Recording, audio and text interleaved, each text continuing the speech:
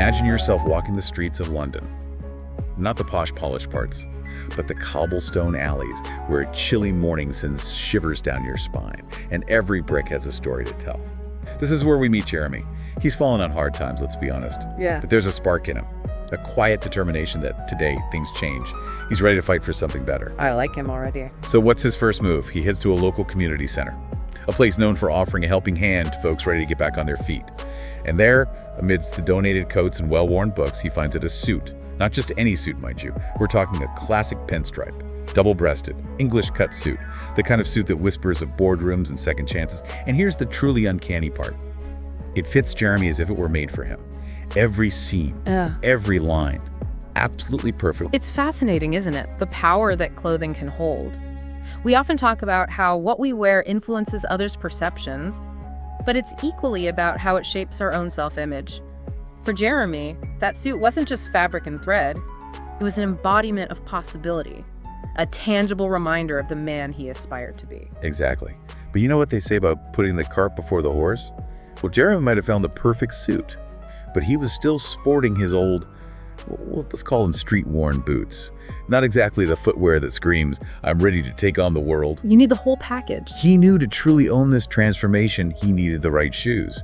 After all, you can't very well stride confidently toward a brighter future with footwear that's stuck in the past, can you? Definitely not. Now, as Jeremy embarks on this quest for the perfect shoes, let's shift gears for a moment and talk about a certain king who shared a surprising connection to this very pursuit. And not just any king, we're talking about the King of England.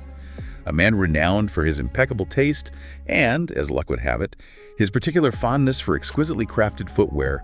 This king, you see, had a yearly tradition, a pilgrimage, if you will, to a legendary shoe store, nestled in the heart of London, Crockett & Jones, a place where leather transformed into art, and every stitch whispered of tradition. The king, he has a special relationship with his cobbler there, a bond forged over a shared appreciation for the finer points of shoemaking. It's interesting, isn't it? This idea that even a king, someone at the pinnacle of society, finds solace and connection in the craft of a humble cobbler. It speaks to the enduring power of tradition, of expertise passed down through generations. Absolutely. But getting back to our story, picture this. The king's chauffeured Rolls-Royce pulls up outside Crockett & Jones. Boxes upon boxes of handcrafted shoes are carefully unloaded by the footmen. It's quite the spectacle. A symphony of polished leather and royal privilege, but in a moment that could only be described as a comedy of errors. One of those boxes takes an unfortunate tumble. And not just any box, mind you. This particular box contained a pair of the king's most prized possessions, his bespoke dark brown Oxford shoes. As fate or maybe just a slightly distracted footman would have it, this box ends up wedged beneath the Rolls-Royce. Just as it pulls away, you can practically hear the crunch, can't you? A king's prized Oxfords meeting an untimely end beneath the weight of tradition. And, well, a very expensive car. You know what's fascinating to me about this incident, this seemingly insignificant mishap with a pair of shoes, is how it highlights a crucial aspect of life, the ripple effect. We often think of our lives as these straight lines, predictable and orderly, but in reality, they're more like a tapestry, threads weaving in and out, connecting in the most unexpected ways. And this crushed shoebox, well, it's about to set off a chain reaction. Neither the king nor Jeremy could have ever predicted. Let's rewind back to Jeremy. He's still on his mission to find those perfect shoes, pounding the pavement eyes, scanning every corner. And what do you know? Right there, like a beacon in a sea of discarded newspapers and forgotten coffee cups, sits that crumpled shoebox. It's almost as if destiny itself decided to make things a little obvious. Talk about being in the right place at the right time. Now remember, Jeremy's honed those street-smart instincts. Yeah. You learn to spot potential in the most unexpected places when you spent time navigating the city's underbelly. So naturally, he scoops up the shoebox. Curiosity piqued. He lifts the lid, and there they are, a pair of exquisite dark brown Oxfords. They'd taken a bit of a beating, sure. What with the whole Rolls-Royce incident and all. But the quality, the craftsmanship, it was unmistakable. Wow, you couldn't write this stuff. It's almost poetic, isn't it? On one hand, you have the king at the very peak of privilege and prestige. And on the other, Jeremy, striving to claw his way back from the brink. And here they are, connected by this almost invisible thread of fate, woven through the leather of a pair of shoes. But here's where it gets really interesting. Jeremy slips on those Oxfords. And wouldn't you know it, they fit him perfectly. Yeah. It's like the universe itself let out a collective aha and whispered, go get him, Jeremy. He leaves those tired old boots right there on the curb, a tangible symbol of the life he's leaving behind, and walks away with a newfound spring in his step, those Oxfords carrying him toward a future he's only dared to imagine. Remember that interview he had lined up? The one with the Royal Delivery Service? Yeah, that's right, the one with direct ties to Buckingham Palace. Well, picture Jeremy walking into that interview, shoulders squared, head held high, the confidence radiating off him like a beacon. And those Oxfords, they were the exclamation point on that transformation. Now, as luck would have it, the interviewer was a bit of a shoe aficionado himself, someone who appreciated the art of a well-crafted Oxford. He takes one look at Jeremy's shoes and offers a genuine, "Those are a handsome pair of shoes you have there." And just like that, a connection is made. A door cracks open. It's a perfect illustration of how first impressions, those subtle cues we often overlook, can shape perception. We might not consciously register it, but something as simple as a pair of shoes can speak volumes. In Jeremy's case, those Oxfords weren't just footwear, they were a symbol of attention to detail, of putting your best foot forward, both literally and figuratively. It resonated with the interviewer on a subconscious level, forging a connection that transcended the typical interview script. Exactly. And just like that, Jeremy lands the job. But hold on to your hats, because this is where the story takes a turn straight out of a storybook. You see, a few months into his new role, Jeremy finds himself handpicked for a very special delivery. He's tasked with delivering a package directly to Buckingham Palace. Talk about being in the right place at the right time. Yeah, you think? But as if orchestrated by some unseen hand of destiny, the king himself just happens to be hosting a meet and greet with vendors that very same day. I have to say the odds of these events aligning are just mind-boggling. It makes you wonder if maybe, just maybe, there's something to this whole idea of fate. Right. I mean, what are the chances? But get this, as Jeremy's making his way through the opulent halls of Buckingham Palace, who should he come face to face with but the King of England himself? And the king ever, the astute observer. His gaze falls upon Jeremy's shoes. You can practically see the wheels turning, the recognition dawning.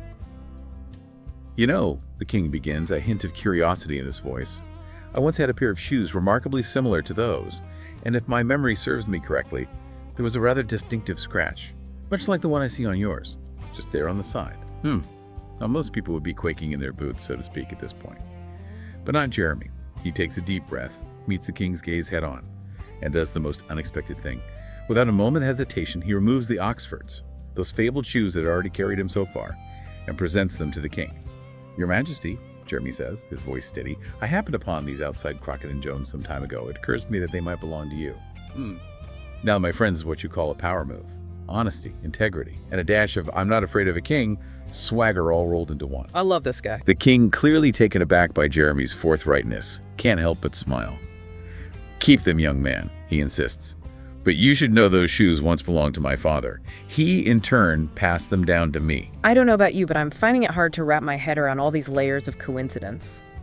It really makes you ponder those sliding door moments in life, doesn't it?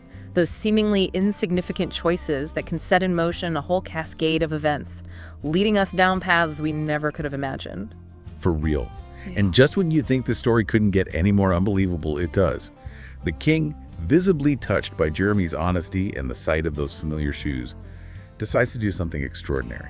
He turns to Jeremy and asks, "Tell me, young man, would you be interested in a position within my personal mailroom?" Talk about an unexpected job offer, right? You think? From the streets of London to the king's personal mailroom. All thanks to a chance encounter and a pair of well-worn Oxfords. It's like something out of a fairy tale, isn't it? But what makes this story so compelling is that it's a powerful reminder that even in the grand scheme of things, those seemingly insignificant moments can have a profound impact. Absolutely. So what do you think Jeremy said to the king's offer? Come on, I think we both know he didn't say no. You're right. Of course, Jeremy accepts without a moment's hesitation. And just like that, his life takes a turn onto a path he could never have predicted. This entire story is like a crash course in the interconnectedness of life, don't you think? It highlights how those seemingly insignificant choices we make each day, the people we encounter, even a dropped shoebox, can set in motion a chain of events that ripple far beyond our immediate awareness. It really makes you wonder about all those seemingly inconsequential moments in our own lives, doesn't it? The ones that might seem insignificant at the time, but could potentially be shaping our destinies in ways we can't even begin to fathom. Exactly. And that's the beauty of it all, isn't it? The mystery. The possibility that even in the most ordinary of days, we might be brushing shoulders with fate. It's a reminder to stay open, to embrace the unexpected, because you never know when a chance encounter or a simple twist of fate might change everything. It's like that old saying, life is what happens when you're busy making other plans. So true. Well, there you have it. The incredible story of Jeremy the King and the transformative power of a pair of well-traveled Oxfords. It's a story that reminds us that even amidst the chaos and uncertainty, there's always room for a little bit of magic and a whole lot of hope. And perhaps, just perhaps, it's a gentle nudge to look around a little closer at the seemingly insignificant details of our own lives, because you never know what you might find hidden in plain sight.